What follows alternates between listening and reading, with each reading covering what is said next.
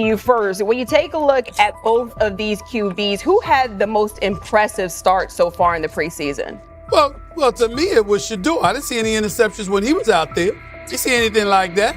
I mean, don't get me wrong. I don't think Dillon Gabriel did a bad job. I was impressed with the brother, but I'm going to go with Shedeur. You know, the pressure was on him. The spotlight was on him. Stephen A. Smith didn't just call out Dillon Gabriel. He held him accountable and made him rethink his comments. The moment Dillon Gabriel spoke and went after Shedeur Sanders, it wasn't a minor slip. He crossed the line and stepped directly into Stephen A. Smith's wheelhouse. And Smith answered with a clear, direct response that left no room for misinterpretation. The comparisons were emanating from the media more so than anybody else.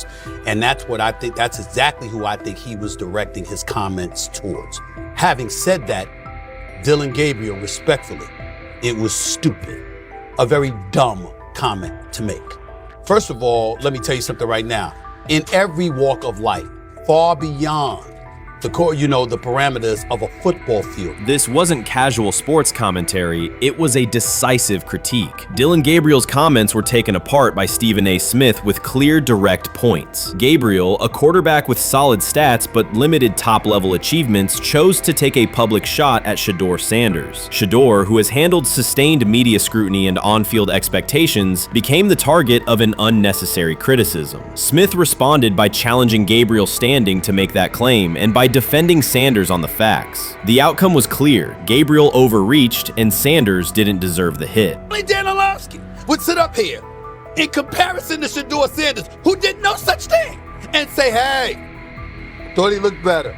I got to give him the edge here. I thought it wasn't bad. A pick six and a fumble, and we can get over fumbles. Have you heard anybody say that? I know it's possible. Have you ever heard anybody say, we get over? Stephen A. Smith responded immediately. As soon as Dillon Gabriel made his comments about Shedeur Sanders, Smith delivered a clear, point-by-point critique that drew national attention across the NCAA media cycle. Dillon Gabriel has a reputation as a good quarterback, not a dominant one. He can post strong numbers against opponents like Tulsa, but his performance has been inconsistent when the stakes and competition rise to playoff level. Well, those who produce get treated differently than those who don't.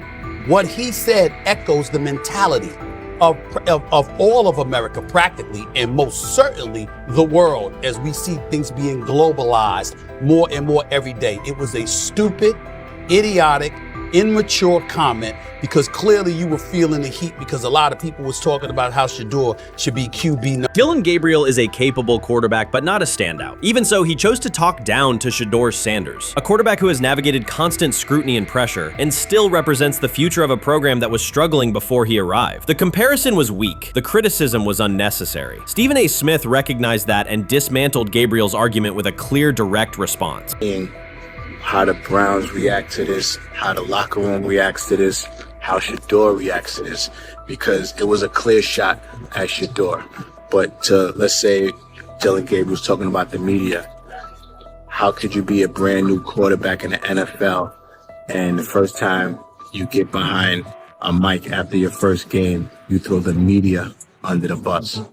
That's arrogance. Stephen A. Smith excels in moments like this. When Dillon Gabriel made his remarks about Shedeur Sanders, Smith responded with a focused, direct critique. He questioned Gabriel's standing to make that claim, noting that Gabriel has transferred between programs and has not been a Heisman finalist. Without theatrics, Smith laid out why Gabriel's resume doesn't justify taking public shots at Sanders. Smith's point was clear. Targeting Shedeur Sanders, a quarterback central to his program's future and consistently under intense scrutiny, was misplaced. Gabriel's criticism lacked the substance to support it, and Smith methodically showed why. Content today on his 42nd I want you to be meaner. Birthday. That's number one. Number two, after the game, the Browns head coach Kevin Stefanski said there was a mix-up in the routes and that players were in the area that they shouldn't have been. Look at Stephen A's face. Look at Stephen A's face. Look at Stephen A. Oh my Lord. The strength of Stephen A. Smith's response was that he didn't just address Gabriel's remarks. He challenged the image around him. Dillon Gabriel often presents himself as an overlooked contender ready to surprise. But the reality is that his profile hasn't commanded broad attention. It's a clear reminder that not every opinion carries equal weight. In defending Shedeur Sanders, Stephen A. was direct and precise. Shedeur isn't just a quarterback. He is Deion Sanders' son, which subjects him to scrutiny far beyond anything Gabriel has faced. Even under that pressure, Shedeur has maintained his composure, shown confidence, and delivered in key moments that helped revive a program many had written off. Stupidity, all of it. I thought it was a clear shot at Shedeur due to the fact that his Oregon coach threw a shot at Coach Prime and Shedeur during their meeting at Colorado last year. But you know what? The cream rises to the top. Let's see what happens this week. I see a lot of the media talking about they think it was about the media and not about Shedeur.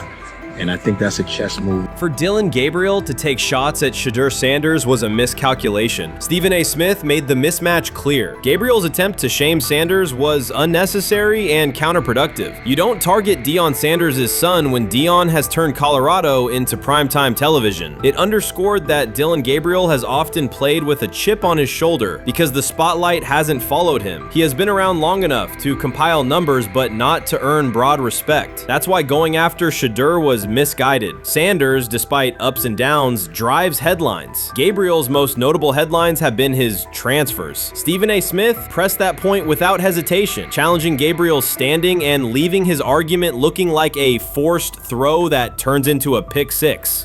You know what? Still needs to thank me a little bit more for that restaurant I treated him and his family to, because it was big time, and stop embarrassing me by going places and trying to use coupons. That's how pathetic he is. The point is that a pick six and a fumble is usually considered a bad day. Stephen A. Smith didn't need to raise his voice to make the point. He presented Dillon Gabriel as a player whose talk outpaces his resume and defended Shedeur Sanders with clear comparisons. That's why he called Gabriel out so directly. The comparison wasn't just unfair, it was forced. Now look at Gabriel's record. The numbers are solid and he can win against average defenses, but the resume lacks defining markers. There's no sustained Heisman contention, no late season surge that reshaped the national picture, and no postseason moment that cements a legacy. The track record reflects steady production, not top-tier impact. That's the gap Smith underscored. Gabriel's criticism of Shedeur Sanders wasn't supported by what he has accomplished, while Sanders continues to carry a program under constant scrutiny. Let's see some of them step up and make some plays out there. Ain't no way. Gabriel Ain't no way. He's not built like that. No way. And this one is picked off and going back the other way. Oh my God, why did he stop playing? Now it's a foot race. And that is that. They told me bust out my AP, perfect timing. H-shot, we about to get legendary. Shedeur start the next game, baby.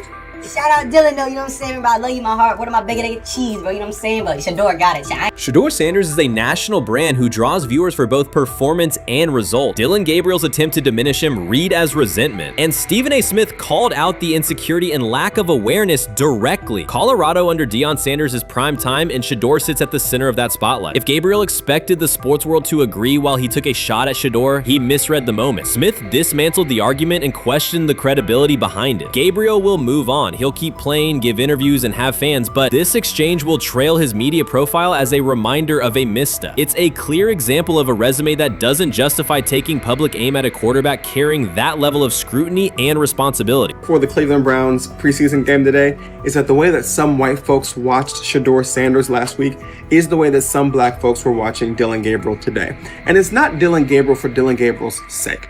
Most folks don't have a problem with Dillon Gabriel. It's what he represents, which is the disrespect of a black person for no other apparent reason than they are a confident black person. Dillon Gabriel thought he was aiming up. Instead, he was placed back among quarterbacks who are good but not great. Stephen A. Smith made the central point. Dillon Gabriel doesn't shape the conversation. Sports are about narrative as much as numbers, and Gabriel's story doesn't move the culture, while Shedeur Sanders does. Smith highlighted that contrast clearly. By the end, Gabriel's credibility had taken a measurable hit. The critique was decisive and sent a broader message to any player considering public shots at Shedeur Sanders. If you step into that debate, you will be held to a higher standard and your resume will be tested. Dillon Gabriel learned that the hard way. You can't fire the owner because he can't fire himself.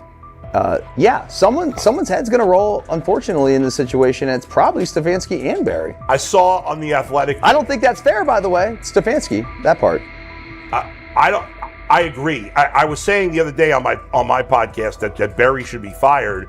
And I said I wouldn't fire Stefanski, but a couple of people made the point of saying, well, if you fire the GM, you got to give him a chance to hire his own coach, which is fair. That's true. Mm-hmm. So I would fire Barry. I would hire a new GM.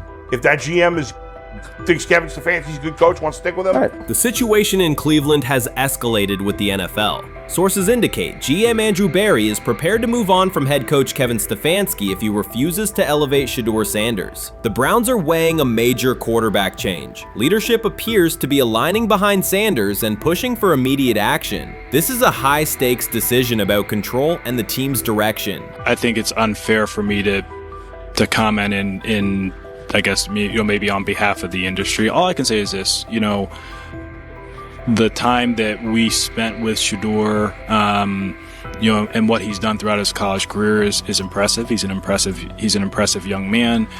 He's a really good quarterback. Sometimes fit comes into play, and I'd also say this, there are 4 more rounds of the draft, and then maybe lastly, it's less about where you get picked and what you do after you get picked. That's really the most important thing. Getting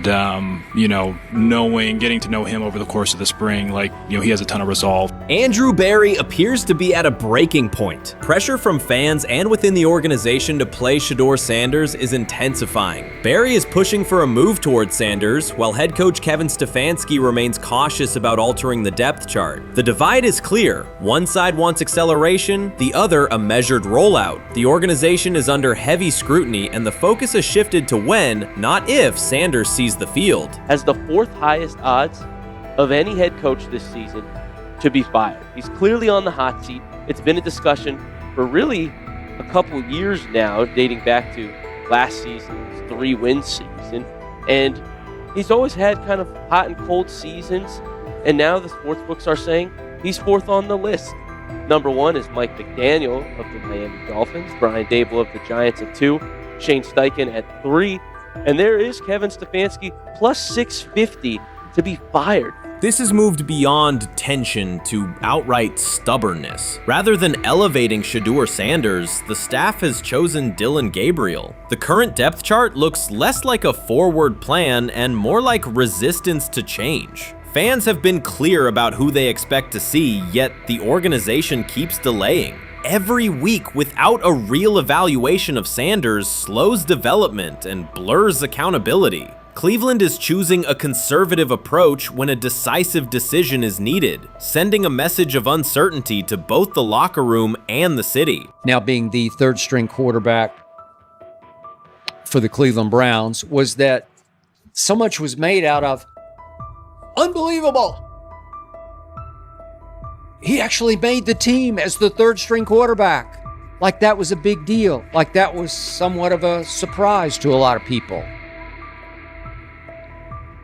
He should have been the 1st pick in the draft. Kevin Stefanski appears to be doubling down to validate his approach. Despite sustained demand from Browns fans to see Shedeur Sanders reflected in chants, merchandise, and constant discussion, he continues to keep Dillon Gabriel in front on the depth chart. The decision functions as an assertion of control rather than a response to momentum. Even with clear signals from the fan base, Stefanski is staying with Gabriel and delaying a full evaluation of Sanders. It is a deliberate choice to maintain his plan and pacing, not to accelerate change. Cleveland is prioritizing continuity over recalibration, keeping any transition to Sanders on hold. But yeah, the Browns are in a tough spot.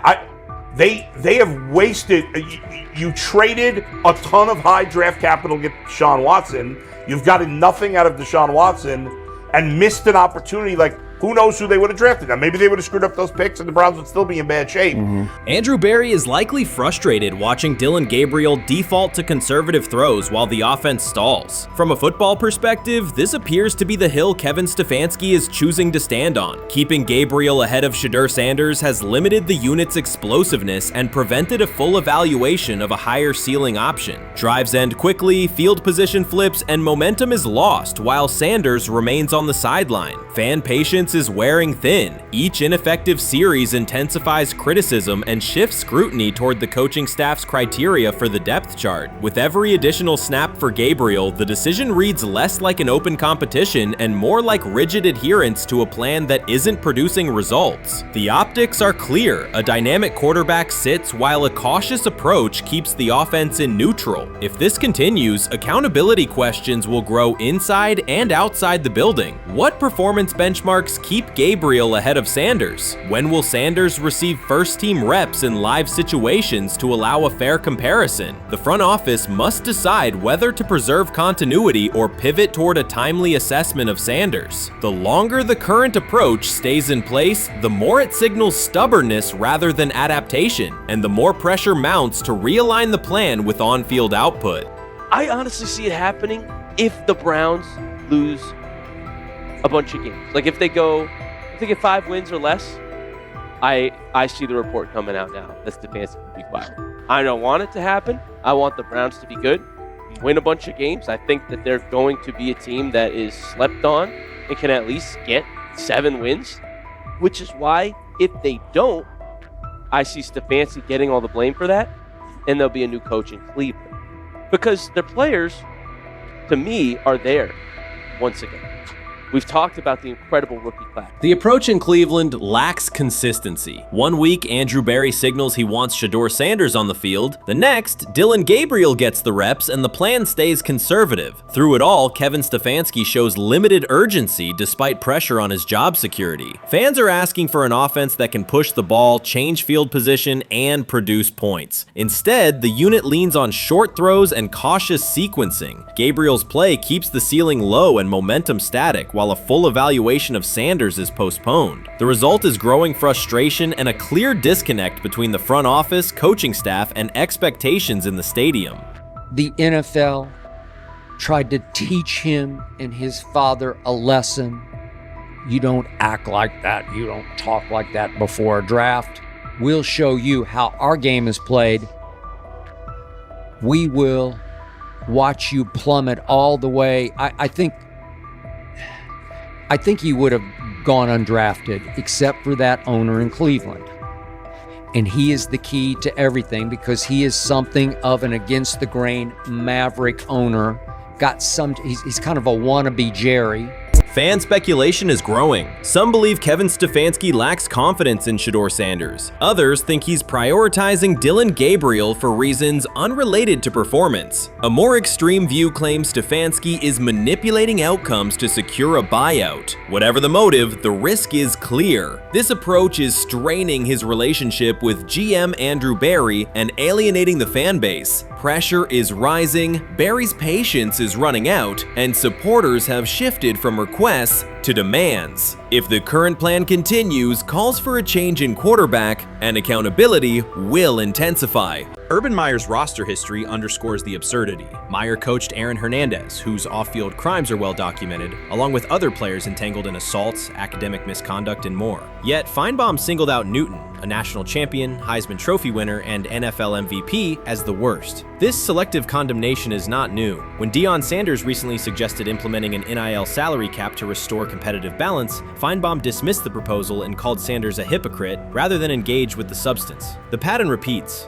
Feinbaum routinely targets Cam Newton, Deion Sanders, Jameis Winston, Lamar Jackson, outspoken black athletes and coaches, while extending grace to figures such as Nick Saban, Kirby Smart, Dabo Swinney, or Tim Tebow under similar circumstances. Newton is no longer content to remain silent while others distort his story. In response, he laid out an accurate chronology, highlighting facts the commentary networks rarely repeat. One long-standing myth is that Newton was expelled from the University of Florida. He was not.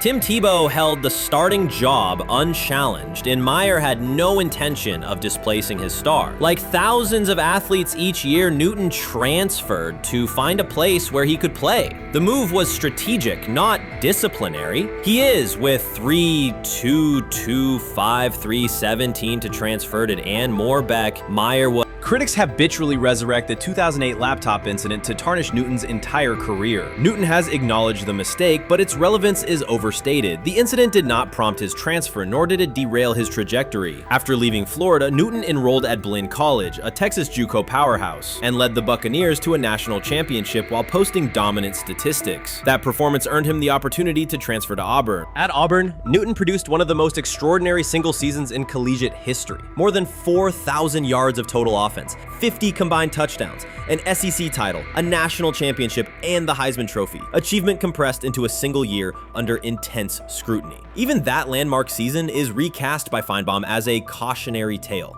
He claims Newton ignored head coach Gene Chizik by diving for a goal line touchdown when told to kneel, jeopardizing the game. In reality, Newton explained that the decision was a collective adjustment made in the huddle after reading the defense, while Auburn still held timeouts. The Tigers maintained control and secured the championship. Portraying that moment as reckless serves to recast Newton's success as selfishness rather than leadership. Feinbaum's approach to Sanders reflects the same dynamic. When Sanders urged a structured NIL ceiling to protect athletes and stabilize rosters, Feinbaum immediately labeled him hypocritical. Yet when Saban or Sweeney voice identical concerns, Feinbaum frames them as thoughtful guardians of the sport. The inconsistency reveals that the determining factor is not the argument but the identity of the speaker. Unapologetic black leaders who control their narratives, challenge entrenched hierarchies, and Feinbaum's commentary often functions as a check on that influence. Newton countered Feinbaum's latest attack with a concise statement. "You're lying, Paul. Please stop." Behind those words lay a broader indictment of the media machinery that weaponizes half-truths. By calling Newton the worst player Meyer coached, Feinbaum was seeding doubt among fans, front office evaluators, and future historians. Newton, now an established media presence and entrepreneur, no longer depends on traditional outlets to correct the record. He reminded audiences of three essential truths. He departed Florida on his own terms, he led Auburn with support from coaches and teammates, and he captured every major accolade available in college and professional football without conforming to prescribed expectations. An unspoken rule lingers in American sports discourse. Black athletes may excel, but must do so quietly, gratefully, and without highlighting systemic inequities. Newton broke that expectation early by celebrating with unreserved joy, answering questions candidly, and refusing to minimize his personality. For some commentators, that confidence is reinterpreted as arrogance. Feinbaum's repeated attempts to undermine Newton follow a familiar script of policing behavior rather than analyzing performance. Yet, legacy rests not in a pundit soundbite, but in tangible achievements and public memory. Newton's resume, Heisman winner, national champion, NFL MVP, speaks for itself. Millions of fans witnessed his impact on Saturdays and Sundays. Countless young quarterbacks saw someone who looks like them redefine the position's possibilities. The same is true for Sanders, whose player-first coaching philosophy and media savvy continue to influence college football's direction. Feinbaum's commentary cannot erase these realities. Newton, Sanders, Winston, Jackson, and others have already secured their places in football history. By publicly confronting misinformation, Newton set a precedent for athletes who now possess the platforms and technology to present their stories unfiltered. The microphone no longer belongs exclusively to legacy broadcasters. Newton holds it now, and he intends to keep it. A decisive shift that reduces the gatekeeper's influence and ensures that accomplishments are judged on merit rather than narrative manipulation. The 2025 NFL Draft was expected to be Shedeur Sanders' moment. Many projected him as a top 10 talent and a headline quarterback in one of the most discussed college football storylines in years. Instead of walking across the stage on the first night, he waited through 3 days without a call. There was no celebration, only silence. When the phone finally rang at pick no 144 in the 5th round, it was the Cleveland Browns. With that selection, the financial outlook changed dramatically. The Sanders family believes this was not a typical draft slide, but the result of coordinated action. They are pursuing a $100 million lawsuit alleging collusion across parts of the league. In the months before the draft, Sanders was consistently discussed among the top quarterbacks in the class. Television and digital analysts praised his poise, accuracy, leadership, and command. Scouts highlighted a 74.1% completion rate, record-setting stretches at Colorado, and his rise from an HBCU star to a national figure. Consensus expectations placed him in the first round or early second. Draft night unfolded differently. As picks accumulated, there was little indication that his name would be called. The atmosphere at his private gathering shifted from anticipation to doubt. When the Browns selected him late on day 3, projections for his first contract dropped from an estimated range in the mid-$30 million to approximately $4.6 million, with corresponding reductions in likely endorsements and long-term positioning. According to Deion Sanders and others close to the family, this was not about performance, injury, or conduct. They argue it was coordinated. Attorneys were contacted immediately. The allegation is straightforward. Sanders' value was suppressed intentionally. The family's position is that this was a calculated decision within parts of the league, not an isolated set of evaluations. The legal claims focus on communications that, if authenticated, could be significant: internal emails, text messages, and owner-to-owner conversations. The family's representatives contend that these materials show a deliberate effort to avoid drafting Sanders in early rounds based on perceived image concerns rather than football merit. One message reportedly under review framed the decision in branding terms. Drafting Shedeur would mean inheriting the Prime brand. The complaint asserts that this view led some teams to discourage others from selecting him unless necessary, not for film-based reasons, but to avoid perceived attention and external pressure tied to his family's profile. A related thread involves speculation about team fit and willingness to play for certain franchises. Past public comments by Deion Sanders were interpreted by some as signals of an Eli Manning scenario. The family's view is that these were strategic statements, not ultimatums. They argue that rather than engage in discussion, teams chose a passive approach, no direct rebuttal, reduced contact, and a collective reluctance to invest a premium pick. If phone records and written communications corroborate coordination, these items could become central exhibits. Media tone shifted as the draft neared. Coverage that had emphasized production and leadership began highlighting intangibles, interviews, and perceived coachability. Anonymous sourcing appeared in multiple outlets, with claims that Sanders skipped combine drills out of arrogance, bristled at film critique, or told one club, "Maybe I'm not the guy for you," after a tense session. A widely cited line, "Nobody wants a celebrity backup quarterback," was voiced by Colin Cowherd and circulated as shorthand for risk. The Sanders legal position is that these narratives did not arise organically, but reflected a coordinated leak pattern that undermined his market value. The family's contention is that this was primarily about control and compliance rather than football ability. They point out that Sanders did not fail a drug test, was not suspended, and did not produce poor athletic testing. His college resume included elite stretches and significant program elevation at 2 stops. The legal claim asserts that the league's power structure resisted a high-profile player aligned with a high-profile parent coach and an independent media presence. The allegation is that teams sought to avoid the perceived complexity that would come with selecting him early. The financial impact is a core component of the damages claim. Had Sanders been selected late first or early second round, projected 4-year compensation would likely have fallen between $30 to $35 million, with immediate access to higher tier endorsement opportunities and the brand leverage that accompanies a franchise quarterback designation. As a 5th round pick, the initial contract value is a fraction of that total, and associated off-field opportunities are typically narrower. The suit reportedly seeks not only lost salary, but also the broader economic value linked to draft position, sponsorships, licensing, and the visibility that accelerates an early career trajectory. The filing's scope, as described by sources close to the family, extends beyond the league office. It may involve media outlets, scouting firms, and specific executives if discovery shows coordination or materially false statements that affected value. The argument is that the draft slide harmed not only Shedeur, but also the broader Sanders brand, affecting perceptions of Deion Sanders as a recruiter, coach, and public figure. The family's view is that narrative construction around brand risk and celebrity backup produced produced a measurable economic and reputational loss. If a court authorizes discovery, the process would likely compel emails, internal draft notes, and message archives from teams and third-party intermediaries. Subpoenas could be served on media organizations for sourcing records related to anonymous quotes. That level of transparency would be unusual and could reveal how information flows during pre-draft periods. The legal theory moves beyond a single player's evaluation to the draft's integrity, whether owners or executives acted in concert to reduce a prospect's value for reasons unrelated to football performance.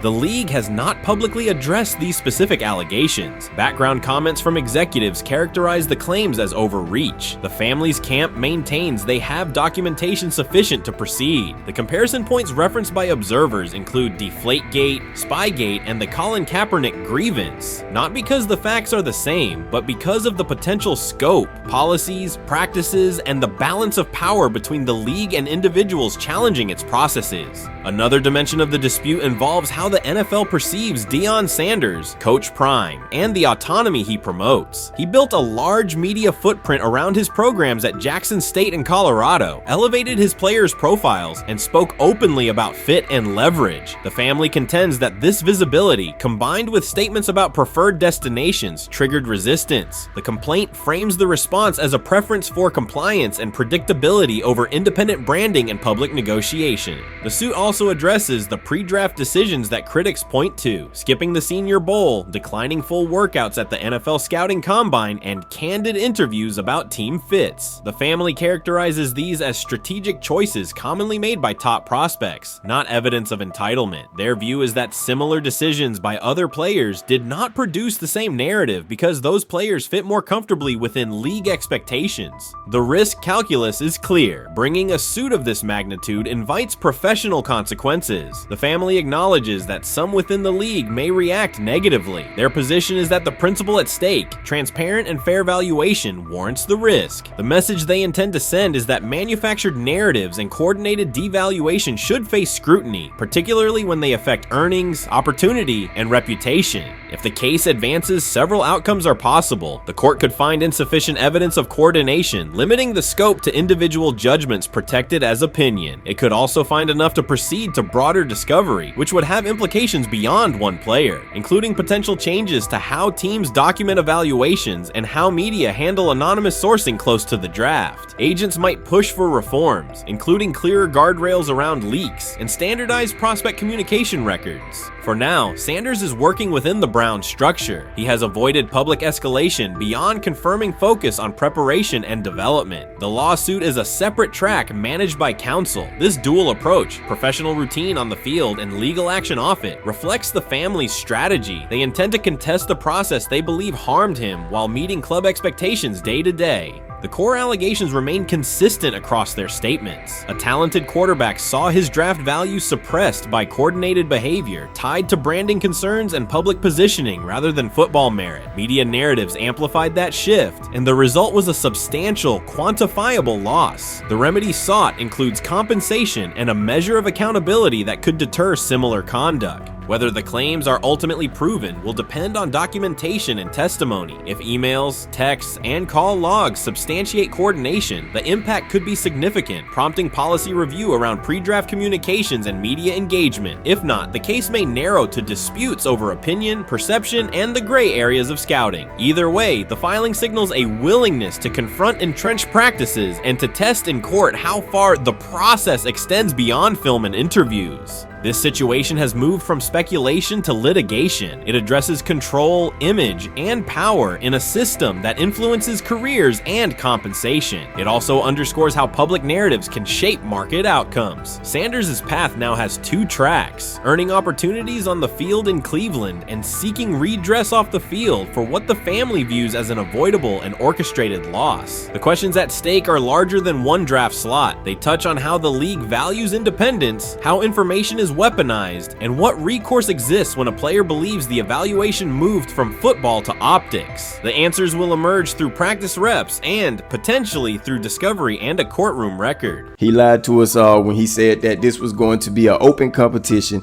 a four-man open competition when it comes to the QB situation up there in Cleveland, in which, from the looks of it, all we've seen it be was a three-man race. The only people that has been getting reps in with the first team or with the veterans are Joe Flacco, Kenny Pickett, and Dylan Gabriel. We've never seen my boy Shedeur Sanders get a chance to get in. Even with him doing the things that he has been doing up there, he has yet to get in with the... Shedeur Sanders was caught off guard by Coach Kevin Stefanski's recent remarks, which have sparked talk of bringing in another starting quarterback. Commentators are debating whether Stefanski's comments reflect eroding confidence in Sanders or a brief lapse in judgment, but the rookie now faces intensified scrutiny over his role. The Browns, we got an analyst that says that Shedeur Sanders should have some kind of a ban? Banishment of some kind? Come again?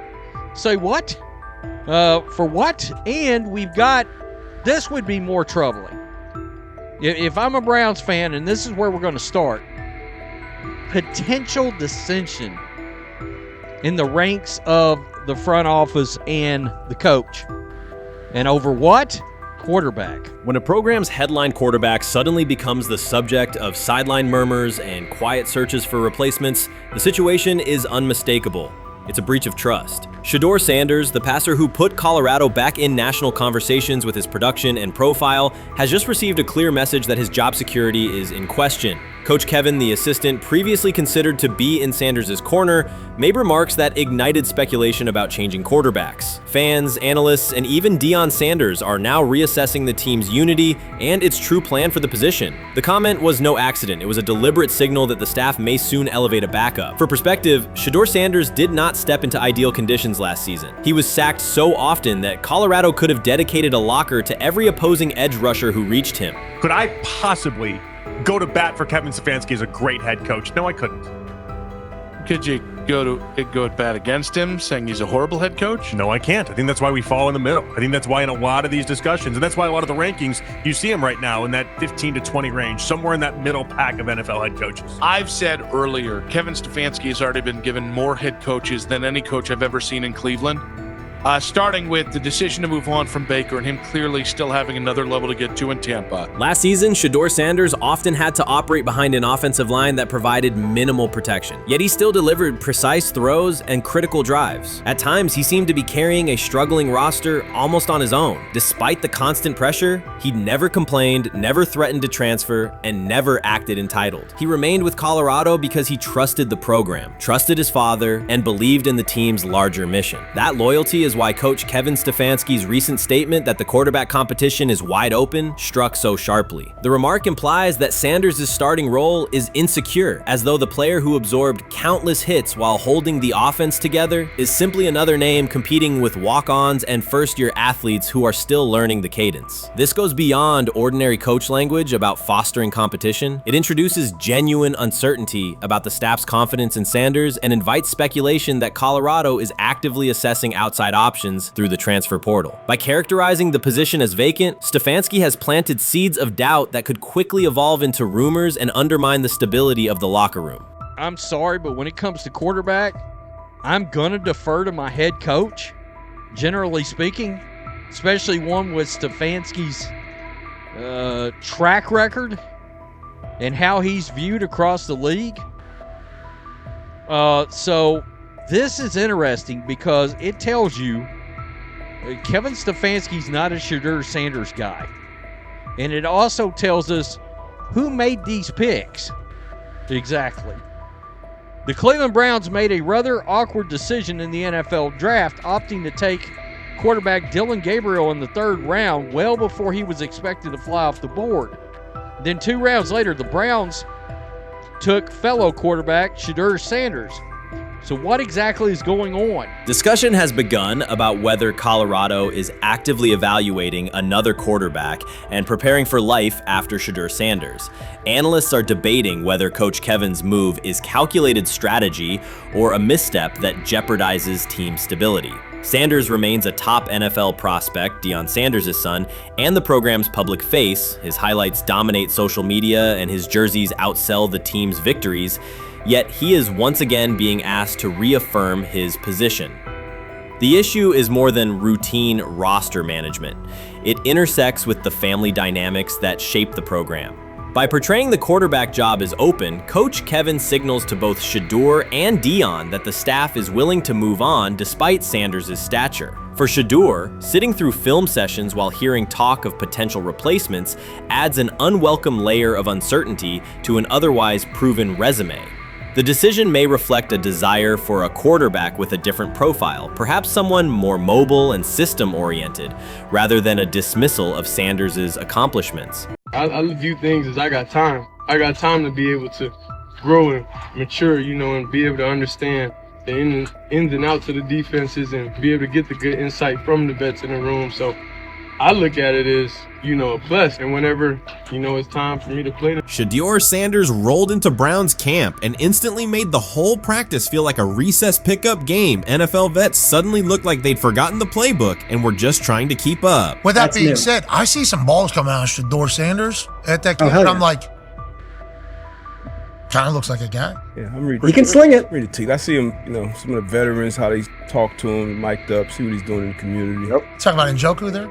Njoku, Mike Knapp. Yeah, once you see, different little interactions and things like that, I know he has the talent. We'll see. It'll be a competition that usually brings the best out of guys, especially young guys. So I'm interested to see how that quarterback situation. Right after Shedeur Sanders tightened his cleats and the Browns settled in for what they figured was a routine camp day, the whole vibe tilted sideways. No blazing comet, no UFO touching down at midfield, just a swagger-charged quarterback striding in like he'd crashed the wrong league and thought, yeah, I'll stick around and run this show. The Browns had no clue what storm was rolling in. You'd expect an NFL team to do a quick scout, maybe pull up a highlight reel or two, but nope. They greeted Shedeur with a shrug, only to watch him seize the field on snap one and run the whole operation like a seasoned pro. First and foremost, he's been the best quarterback in camp. Now look, Joe Flacco ain't had many opportunities. There was a whole day I saw he didn't throw the ball at all. Here's my theory on the situation. They already know who's starting in the number 2 is. They already know. Joe Flacco and Shedeur Sanders is already locked up. You're missing the boat, people. You're missing the boat. Your boy, Kenny Pickett and Dillon Gabriel, oh, they're fighting. Shedeur didn't merely clock in, he hijacked the session. One moment he's loosening his arm, the next he's roasting veteran QBs like faded names on busted draft boards. Defensive coordinators everywhere had the same gut punch reaction. Uh-oh. His pocket poise? Straight disrespectful. His timing? Psychic. And every pass left his hand like it was laser guided to its mark.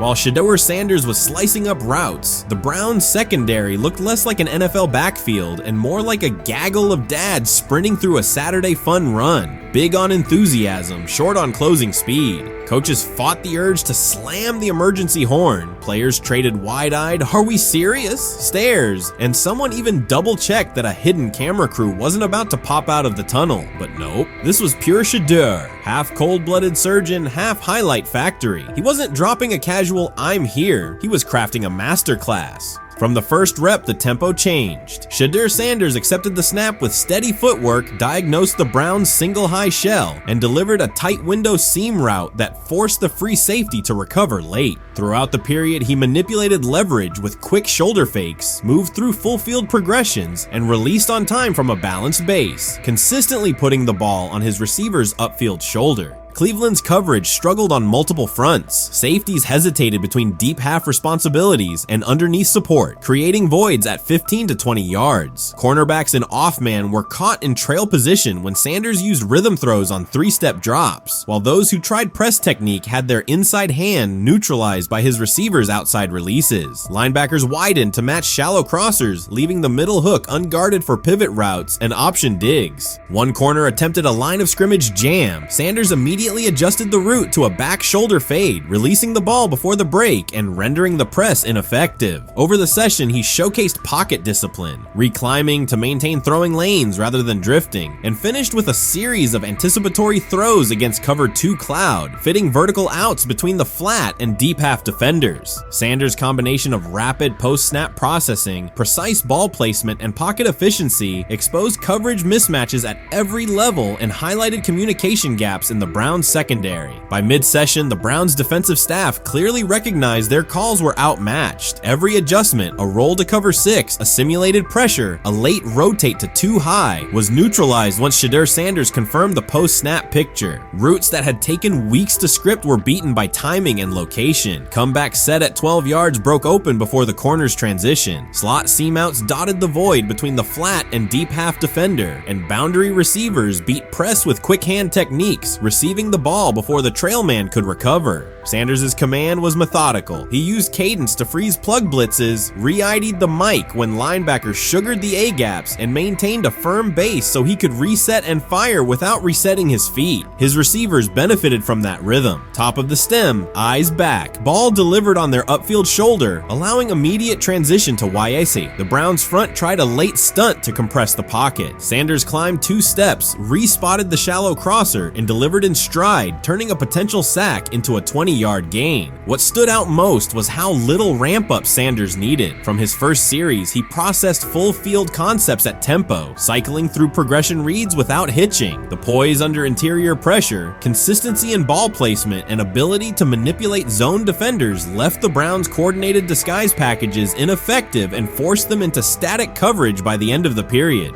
In short, Sanders' efficient mechanics, rapid processing, and anticipatory accuracy rendered Cleveland's defensive game plan ineffective at every level, from pre-snap disguise to post-snap spacing. Imagine there's many people that think Dillon Gabriel's a better quarterback than Shedeur Sanders. I don't care where they were drafted. If the Browns are the one team that thinks that, then I'm going to suspect it's not true. They don't know what listen, they've been on every quarterback evaluation for 30 years. Right. I never root against anybody. Yeah. But I'd be surprised if Dillon Gabriel's ever a legitimate starting quarterback for the Cleveland Browns. I'd be surprised. I just don't think. Well, then it is a wasted pick because you took him in the top 100. Yeah, but potentially. Yeah. May get away with it because of Shedeur. An edge rusher chirped at Shedeur Sanders between snaps, hoping to shake his rhythm. On the very next play, Sanders answered with a 30-yard laser, a deep dig from the boundary side that split the single high safety and the trailing corner. He hit the top of a 5-step drop, kept a firm base, and delivered on time to the receiver's outside shoulder, turning what should have been a routine rep into a sudden change explosive. From that moment on, every coverage wrinkle the Browns tried, rotating from cover 3 to quarter half, flashing a Tampa 2 shell, mugging both A-gaps, was met with a precise counter. When corners pressed, Sanders adjusted the route to a back shoulder fade. When safeties widened, he checked to a glance post. When linebackers bailed, he found the running back on a delayed option out of the backfield. Even late simulated pressures couldn't move him off his spot. He simply climbed, reset his feet, and fired. As Cleveland's defenders rotated through checks, Sanders manipulated them with cadence and eye discipline. He froze weak side safeties long enough to create intermediate windows, then feathered the ball into those lanes before help could arrive. When the Browns finally dropped 7 and matched every route, Sanders tucked the ball and converted 2 separate 3rd and 6 situations on the ground, reminding everyone that his mobility is as calculated as his arm. By the end of the session, the defensive coordinator's call sheet looked obsolete. Sanders had neutralized blitz looks, exposed spacing issues in zone, and forced the unit into static base coverage just to survive the period. It wasn't a camp drill anymore. It was a clinic on timing, processing speed, and controlled aggression, delivered snap after snap by a quarterback who never needed a warm-up lap to own the field. They never planned on taking him. The problem is, like Ocho Cinco said, you got somebody that has endeared himself to the locker room. And guess what? The difference between him and Tim Tebow, the biggest one, is he can play. He can throw the ball. Tim Tebow running around being an H-back. He can throw the ball. And he's done everything he needs to do. He ain't saying nothing. He ain't rocking the boat. He ain't mad about the reps. He ain't mad about none of that. All the people out there want to see is this, like Tyler said earlier. We want to see what he can do with Jerry Jeudy. That's it. I want to see what he can do with David Njoku. I want to see him with Junkins. I want to see him with the first running backs. If you are cooking, if you are beating down the doors with the 3s and 4s, guess what?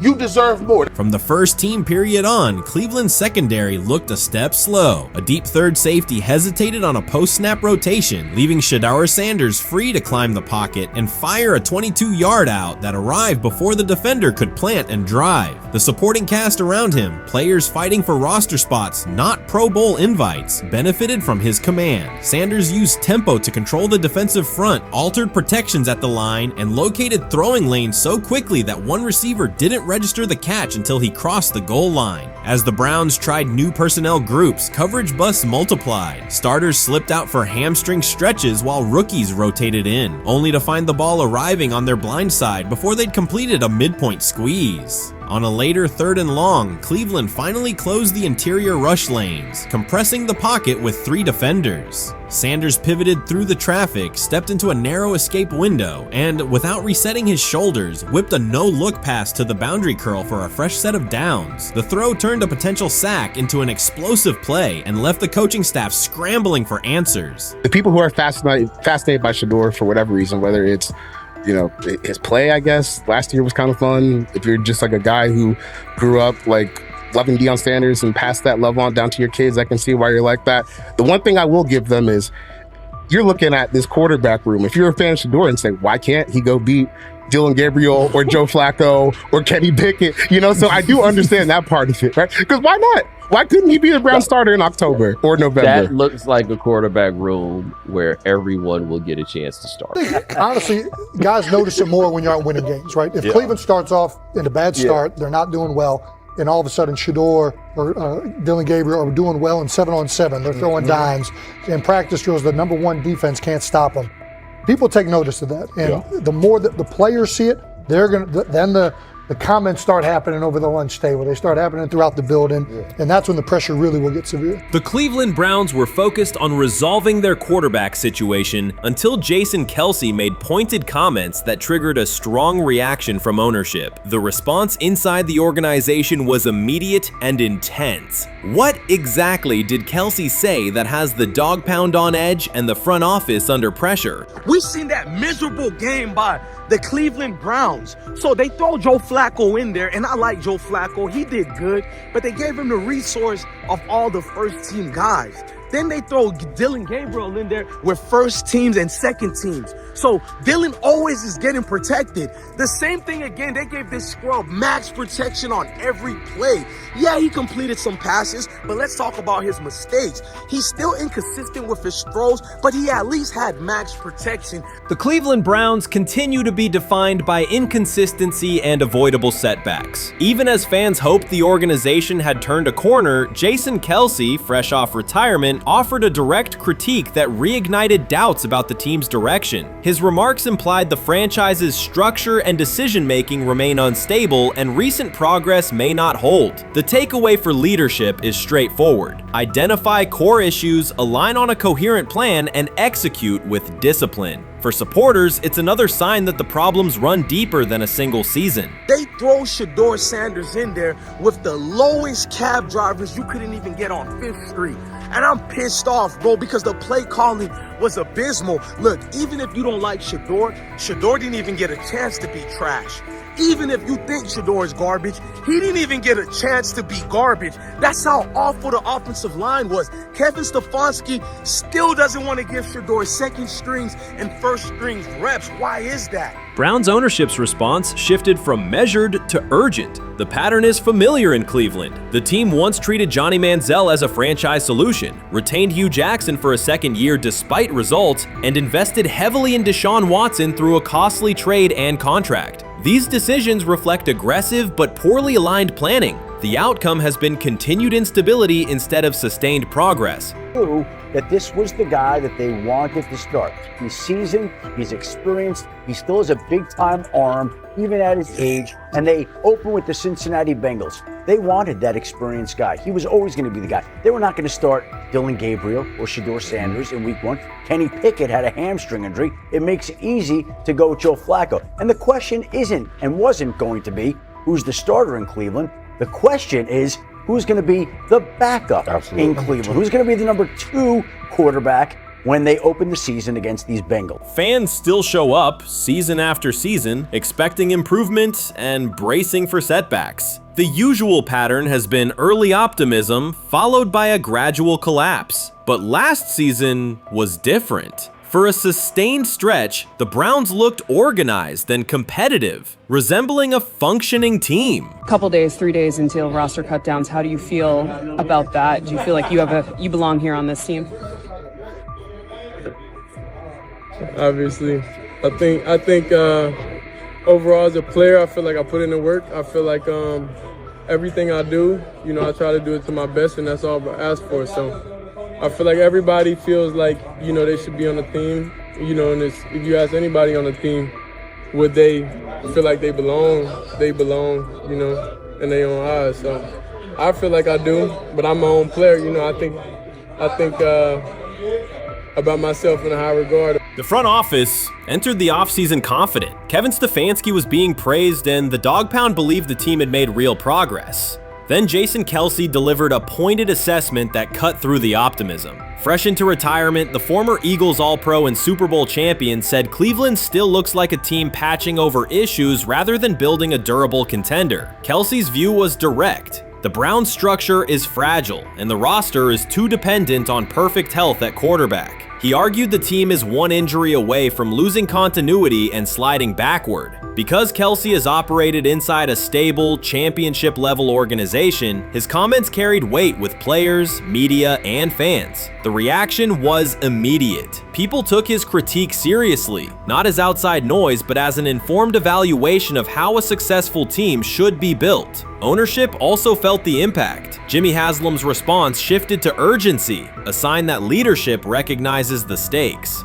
The criticism arrives in the context of prior high-risk decisions, especially the fully guaranteed $230 million commitment tied to Deshaun Watson. Watson has missed time and shown inconsistency when available, and the contract has constrained flexibility. Kelce's remarks highlight why depth, alignment between the front office and coaching staff, and a clear contingency plan at quarterback are non-negotiable. The takeaway is straightforward. Cleveland must convert last season's progress into a stable framework, protect the quarterback, deepen critical positions, and establish a plan that survives injuries and short-term setbacks. Without that, the games that fueled optimism will remain temporary.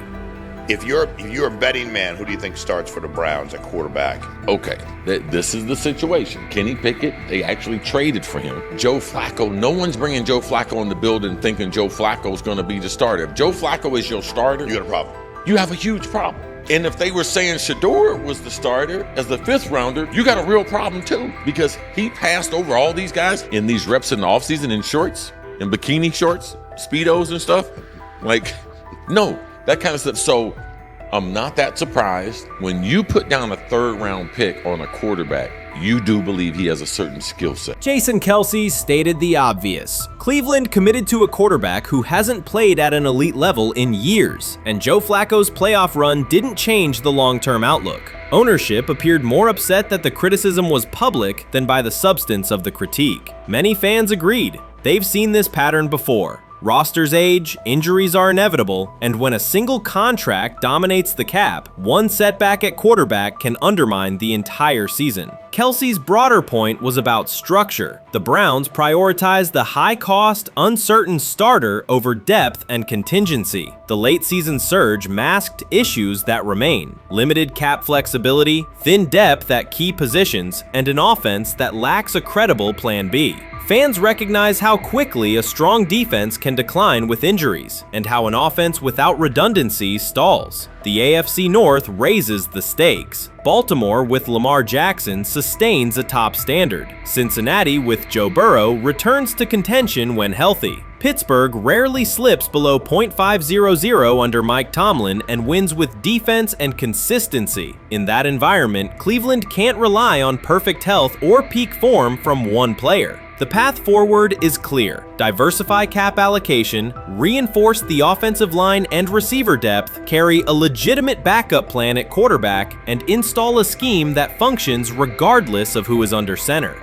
Given what we saw yesterday with Shedeur Sanders, somebody on the Cleveland Browns is 100% getting fired, probably by the end of this year. The person who's probably going to end up getting fired is Kevin Stefanski, because I know that he didn't want Shedeur Sanders on the team. It was Andrew Berry who made that pick.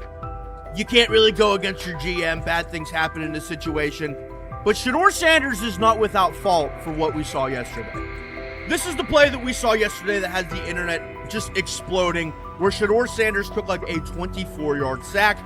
Half of the internet is saying that this is all Kevin Stefanski's fault. Cleveland showed progress last season, but the underlying concerns remain. Jason Kelce highlighted them directly. The Browns' long-term plan is fragile, cap-constrained, and overly dependent on perfect health at quarterback. His comments focused attention on structural issues, roster depth, continuity in coaching, and a sustainable offensive approach, rather than a single hot streak. That criticism resonated because it reflected what many around the league already see. Ownership's reaction underscored the sensitivity. Jimmy Haslam has presided over frequent coaching and quarterback changes, and external scrutiny carries weight when it comes from a respected veteran with championship experience. Kelce's remarks reinforce that last year's Joe Flacco stretch was a short-term solution, not a foundation. The team still needs a durable plan that can withstand injuries and inconsistency. The practical takeaway is clear: stabilize the system, diversify cap usage, and build depth at key positions so the offense functions regardless of who is under center. That includes a coherent development pathway for younger talent such as Shedeur Sanders, with defined practice reps, protection, and scheme alignment. Kelce didn't say anything outrageous. He articulated the gap between a brief surge and a credible long-term contender. I have the faith of a mustard seed.